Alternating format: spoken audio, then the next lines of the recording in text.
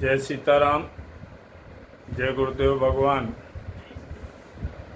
पिछले वीडियो में मैंने आपको बताया था कि धनेश धन भाव का स्वामी आपको किस रूप में किस कार्य से धन प्रदान करेगा, उसकी 6 भावों तक बताया था।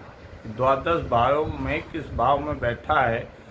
आज हम लोग सप्तम भाव, पत्नी का भाव, पार्टनर का भाव, अष्टम भाव, नवम भाव, भाग्य भाव जिसे कहते हैं, कर्म भाव, दसम भाव और लाभ भाव, इनकी विवेचना करेंगे, समझेंगे कि हमें किस प्रकार से वो धन प्रदान कराएगा। देखते हैं हम चार्ट के द्वारा।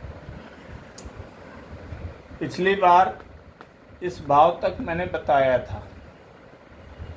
धनेश ये है, इस भाव में जो भी ग्रह होता है, जो भी राशि होती है, उसका स्वामी ही धनेश कहलाता है।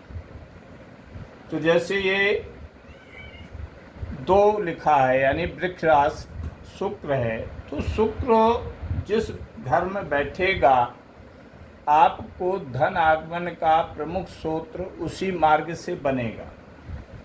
अगर शुक्र ये सप्तम भाव में बैठ जाता है तो 7वां घर भी शुक्र का होता है।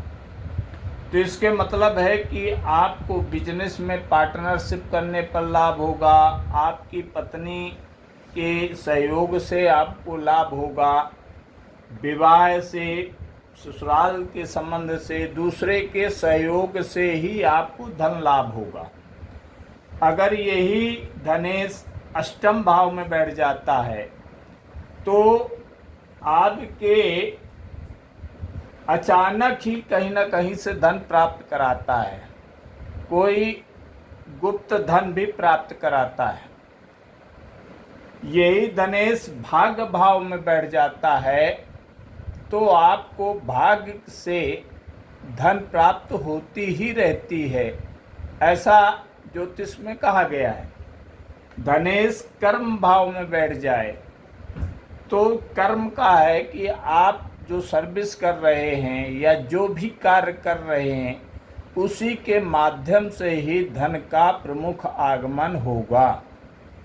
यदि धनेश आय भाव में बैठ जाए, लाभ भाव में, तो ये सबसे उत्तम भाव होता है, क्योंकि ये धनेश ये लाभेश, यानी आपको ये धनेश अनेक रास्ते खोल देगा धन आगमन के लिए सर्विस माध्यम से। ये जितने भी अन्य ग्रह हैं इन सब का स्रोत यहाँ खुल जाता है।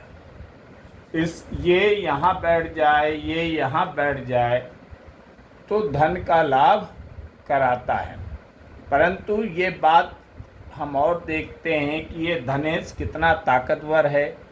इसमें किसी दुष्ट ग्रह की नज़र तो नहीं है, इसकी डिग्री कितनी है, और किसी पाप कर्तरी योग में तो नहीं है। इन सब का फल देखते हुए ही वो अपनी शक्ति के अनुसार से आपको धन प्राप्त कराता है। अब आप समझेंगे कि धनेश जो होता है वो विभिन्न स्थानों के माध्यम से आपको धन प्राप्त कराता है। आप अपनी कुंडली में बनी हैं तो उसमें देख सकते हैं, मुझसे भी संपर्क कर सकते हैं, और इसको ध्यान से देखेंगे तो आपको भी समझ में आएगा। जय सीताराम, जय जय गुरुदेव।